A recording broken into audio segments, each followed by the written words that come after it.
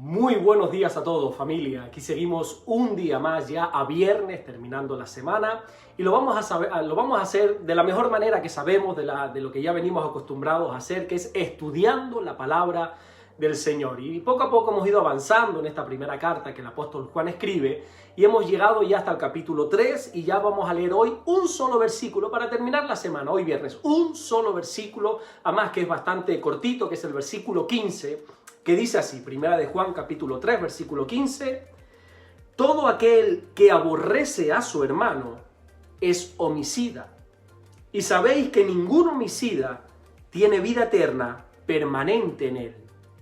Creo que este es uno de los pasajes más fuertes que podemos encontrar en toda la Biblia. Hasta ahora lo que había dicho Juan es que quien no ama a su prójimo no pertenece a Dios, que eso ya es bastante grave. Pero es que ahora dice que el que aborrece a su hermano es homicida. Y antes de explicar este asunto de homicida, quiero que entiendas la postura que Juan nos está transmitiendo a todos nosotros. Fíjate cómo no se dan más opciones en cuanto al trato con los demás. Juan dice, o amas o odias, porque eso es lo que significa literalmente la palabra aborrecer, odiar. Algunos dicen que no aman a su hermano o a su hermana, pero que, hombre, de ahí a que lo odien, ¿no? Tampoco yo le tengo rencor o que yo no tengo sentimientos negativos hacia ellos, dicen, ¿verdad? Simplemente no le amo, pero eso no es cierto.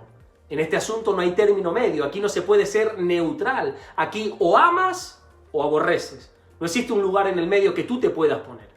Esto lo vemos, por ejemplo, cuando Jesús explicó que no se puede servir a dos señores a la vez. ¿Por qué? Porque al final vas a acabar amando a uno y aborreciendo al otro.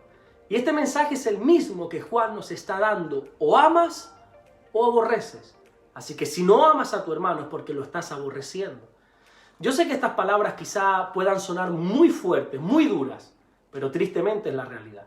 Por eso Dios tiene tanto empeño en que ames a tus hermanos. Y es para que no se albergue odio en tu corazón. Desgraciadamente en esta vida no nos tienen que enseñar a odiar para que lo hagamos, porque es algo que sale natural. Pero el odio es un estado que no nos podemos permitir los creyentes en nuestra vida. Ahora date cuenta de algo muy interesante, y es que es muy difícil encontrar a un cristiano que te diga que odia a alguien, ¿verdad? De hecho te diré que yo en todos los años que llevo como cristiano, como creyente, nunca me he encontrado a una persona diciendo esto. Porque nadie quiere asumir esta verdad, esta realidad. Pero lo cierto es que si no amas a alguien, lo estás aborreciendo. Pero atiende un momento más, porque el mensaje no queda ahí, sino que Juan continúa diciendo que si se aborrece a un hermano, se es un homicida. Un homicida es un asesino. Y quizás tú puedas pensar que aquí se está hablando, bueno, quizás de una manera metafórica, que es algo simbólico lo que Juan está diciendo, pero no es así. Por ejemplo, el comentario bíblico de Moody dice literalmente sobre este pasaje que esto no se ha de entender en sentido figurado, sino de una forma literal. Por eso antes de decirnos esto, en el versículo 12 anteriormente nos habla de Caín, que fue un homicida. Fue un hombre que literalmente mató a su propio hermano.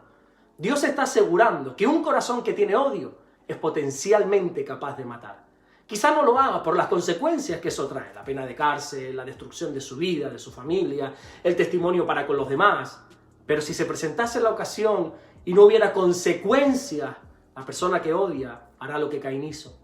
Te pongo un ejemplo más para que no pienses que estamos quizás sacando las cosas de contexto o que Juan está diciendo disparates.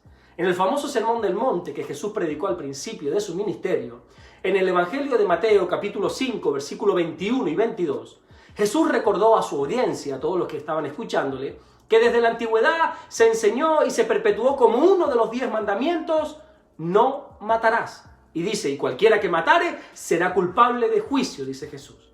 Y el versículo 22 dice literalmente, pero yo os digo, está hablando Jesús, que cualquiera que se enoje contra su hermano será culpable de juicio. ¿Te das cuenta de lo que te estoy explicando? La misma consecuencia va a tener el que mata que aquel que se enoja. La misma consecuencia tiene el homicida que el que aborrece. Los dos serán culpables de juicio. Para Dios es lo mismo el homicida que el que aborrece a un hermano o incluso el que se enoja contra un hermano. Ahora detente por un segundo y sé honesto contigo mismo, sé honesta contigo misma. ¿Cuántas veces te has enfadado con un hermano? ¿Cuántas veces te has enojado con alguien? Y claro, el mundo en el que hoy nos movemos lo ve normal que tú te puedas enfadar con alguien, con un hermano, ¿verdad? Un hermano en el Señor, que te enojes, incluso que no te vuelvas a hablar nunca más con esa persona. Y sí, puede ser que el mundo lo vea como normal, pero Dios no. Y Dios es inmutable, Dios no cambia. Para Dios el enojo y el aborrecimiento es lo mismo que el homicidio. Y Juan termina diciendo lo que ya todos sabemos, que si alguno aborrece a un hermano, lógicamente no tiene vida eterna permanente en él. Pero fíjate en esta palabra, porque Juan no dice que el que aborrece no tiene vida eterna, sino que dice que el que aborrece no tiene vida eterna permanente en él. Es decir, que tarde o temprano se acabará apartando de los caminos del Señor. Aquel que alberga odio contra un hermano, o rabia, ira, resentimiento, o un simple enojo, se terminará saliendo de los caminos del Señor, porque a Dios no se le puede seguir con estos sentimientos en el corazón. Si te das cuenta, el mensaje de Juan ha sido gradual, ha ido de menos a más. Nos ha dicho por activa, por pasiva, que tenemos que amar al prójimo.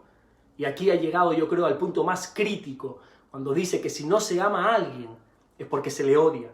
Y eso es igual que ser un homicida, y tarde o temprano desertará de los caminos del Señor. Mira, podría seguir semanas enteras hablándote sobre este asunto, poniéndote diferentes ejemplos, ilustraciones, vivencias personales y una infinidad de cosas más. Pero yo creo que estas palabras de Juan deberían de ser suficientes para ponernos a cuentas en esta mañana delante de Dios y pedirle que nos ayude a amar a todos nuestros prójimos. Recuerda que Dios es amor y cuando amas te estás pareciendo cada vez más a Jesús. Amén. Vamos a marcar la diferencia.